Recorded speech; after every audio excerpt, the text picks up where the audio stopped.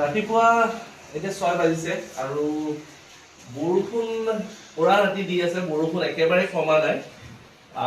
কিন্তু আমি আমাৰ যি মেজিকেল প্ৰেডিকশ্যনৰ যি যাত্ৰা আৰু প্ৰত্যেকটো সমষ্টিত এটা নিৰ্ধাৰিত সময়ত আমি উপস্থিত থকাটো আমাৰ যি প্ৰতিশ্ৰুতি সেইটো ৰক্ষা কৰি আমি যাবই লাগিব। আজি চাগে বহু মিটিং কেঞ্চেল হ'ব। এই বতৰত সাধাৰণতে নিৰ্বাচনী প্ৰচাৰৰ কাৰণে যিবোৰ মিটিং আয়োজন কৰা হয় সেইবোৰ কেঞ্চেল হয়। যি কি নহওক 6টা বাজিছে, ৰাতি আমাৰ গোটেই মিটিং কৰি প্ৰাৰ্থীৰ লগত কথা পাতি তেওঁলোকৰ ৰণনীতি বুজি আহোঁতে মোটামুটি 3টা আঢ়ৈটা 3টা বাজে। আৰু ইলেকশ্যনৰ সময়ত প্ৰায়বোৰ প্ৰাৰ্থী আৰু তেওঁলোকৰ লগত যিসকল ব্যক্তি জড়িত হৈ থাকে সকলোৰে একেই ৰুটিনখন হয়।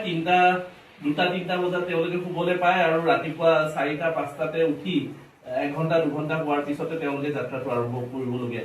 খুব টাফ সময় এইখিনি সময়, কাৰণ এইখিনি সময়ত মানুহ আটাইতকৈ বেছি মানুহ তেওঁলোকে কানেক্ট কৰিব লাগে আৰু সেয়েহে আমিও ওলাইছোঁ। বতৰ অলপ বিধি পথালি দিছে, ৰাতিপুৱাৰ সময়ত এনেকুৱা ধৰণৰ বৰষুণ কিনকিনীয়া বুলি ক'ব নোৱাৰি, অলপ বেছি বৰষুণ দি আছে আজি। তথাপিও আমি আমাৰ যাত্ৰা আৰম্ভ কৰোঁ।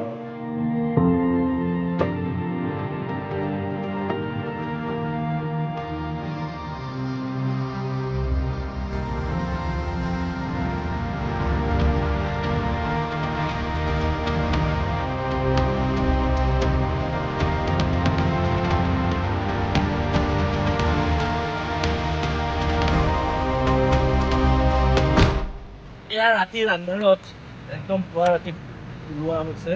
বৰ্তমান আমি মাজুলীত আছোঁ।